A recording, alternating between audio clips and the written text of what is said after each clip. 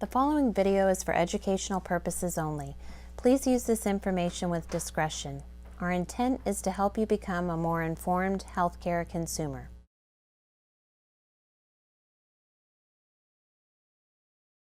Ortho University presents Ulnar Sided Wrist Pain by Dr. David Eisenhauer. And now it's time to OrthoU. Hello, I'm Dr. David Eisenhauer. I'm a board-certified and dual fellowship-trained orthopedic surgeon specializing in surgery of the shoulder, elbow, and hand. In this video today, we will be discussing ulnar sided wrist pain, what it is, how to diagnose it, and how to treat it. We will give you some simple home diagnostic tools as well as some simple home treatment recommendations which may save you that initial doctor's office visit. So first of all, what is ulnar sided wrist pain? This is a very broad and very vague term. There's about 6 or 7 things on the ulnar aspect of the wrist that can be pain generators. Where's the ulnar aspect of the wrist? First of all, in the forearm we have 2 bones. We have the ulna bone, which is the smaller bone, and then we have the radius bone over here, which is the bigger bone. The radius is on the thumb side, ulna is on the pinky side. So any pain down at the base of the pinky where the hand meets the wrist would be considered ulnar sided wrist pain. By far the most common pain generator in that area would be pathology to the TFCC, the triangular fibrocartilage complex. This is a band of tissue that can be damaged traumatically, or sometimes it just wears out and can tear degeneratively with time. This band of tissue connects the ulna to the radius, and it has 2 very stout bands of tissue on the front and the back side of the wrist, and then in the middle is a trampoline type sheet of tissue, almost like a drum head. So it's a flat triangular ligament, and if this ligament tears, either the front side or the back side, or oftentimes the middle will tear degeneratively. That is probably the most common source of ulnar sided wrist pain. Other things that can cause pain on the ulnar aspect of the wrist is a tendon that runs down the back side of the wrist called the extensor carpi ulnaris. The tendon sheath is intimate with the TFCC ligament, and if there's irritation of the ligament or the tendon sheath, that can cause a tendinitis and irritation of the ECU tendon. Occasionally that tendon will become unstable and want to pop around on the back side of the wrist. That can be a very painful problem for patients. Other things that can cause pain on the ulnar aspect of the wrist, bones within the wrist at the lunotriquetral joint can become arthritic. There's a very small joint there, which is a small part of a small joint. And if the lunotriquetral joint is arthritic, that can cause pain.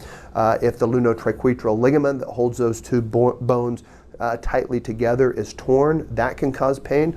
On the front side of the wrist, there's a little P-shaped bone called the pisiform. Occasionally the back side of that can become arthritic. That can cause pain. Sometimes a nerve can be trapped here at the wrist or at the elbow called the ulnar nerve. This nerve comes down and gives feeling to this part of the hand and wrist. If that nerve is irritated or entrapped or inflamed or injured or damaged, that can cause ulnar sided wrist pain. So ulnar sided wrist pain is something that we're not going to get into a whole lot of detail for each specific diagnosis here.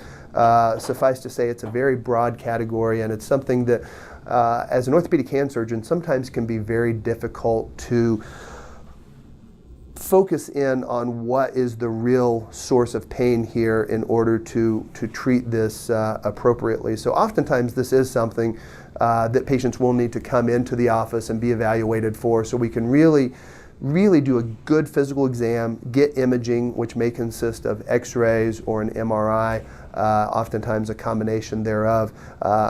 Sometimes a nerve study is indicated as well in order to give a good diagnosis. However, at home, patients can do a couple of self-diagnostic physical exam maneuvers here to help pinpoint, is the pain they're experiencing in their wrist and hand coming from the ulnar aspect of the wrist. First of all, is there any numbness? And if so, maybe we're looking at an ulnar nerve problem, either here at the wrist called Guillen's canal, or at the elbow, something called cubital tunnel syndrome, which is akin to carpal tunnel syndrome. So if there's numbness, we want to go down the path of potentially this is an ulnar nerve problem. An area that you can palpate to try to elicit pain over the TFCC is called the fovea.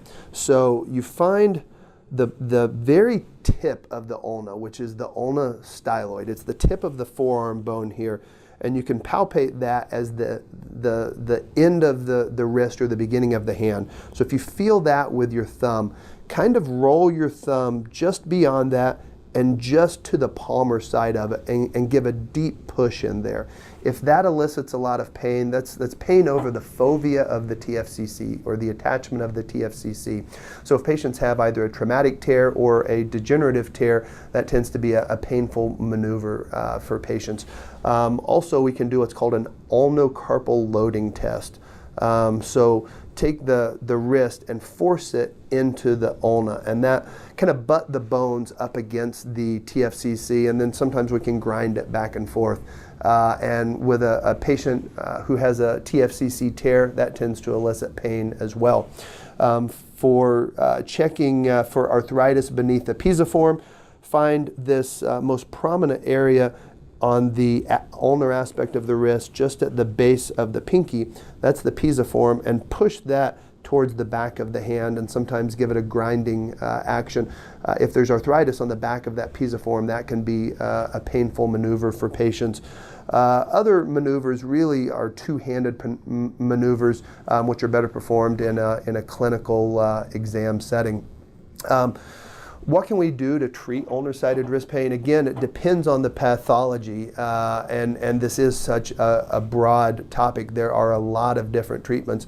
But if we want to kind of give a good catch-all treatment, with the exception of an ulnar nerve problem, most things on the ulnar aspect of the wrist, most pathologies will respond to non-steroidal anti-inflammatories such as Aleve and Motrin. So check with your primary care physician and see if those medications are indicated in you.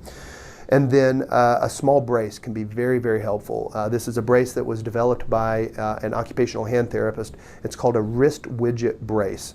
It looks like a two-banded watch strap. It's a little black, typically Velcro brace that encompasses the wrist like this. And it gives a gentle squeeze and a compression to the ulnar aspect of the wrist. And no matter the pathology on that side of the wrist, this wrist widget brace tends to work wonders. And so I end up prescribing a lot of these to my patients, or my occupational hand therapist will generally give these to my patients. We pause now with 2 minutes left in the video and ask that you open a separate browser screen and go to MoonlightOrtho.com, where you can quickly register for a free patient account and get immediate access to the final portion of this video, including home treatments and remedies, along with any additional treatments that may be prescribed or recommended in office or via telemedicine, including when it may be time to consider surgery. This also gives you full access to the entire OrthoU video library, highlighting all of the most common orthopedic conditions. Once registered on Moonlight Ortho, patients will have an all-inclusive orthopedic telehealth hub at their fingertips and can pay to be seen by a board-certified and fellowship-trained orthopedic surgeon. Moonlight Ortho is the first and only orthopedic-specific telemedicine practice where patients can be seen online by a board-certified orthopedic surgeon. Via telemedicine, patients can receive X-ray, MRI, lab, and physical therapy orders, along with prescription medications, all within 24 to 36 hours from your time of visit. Thank you for watching, and if you enjoyed this video and appreciate the free advice that our surgeons have offered you, please rate and subscribe.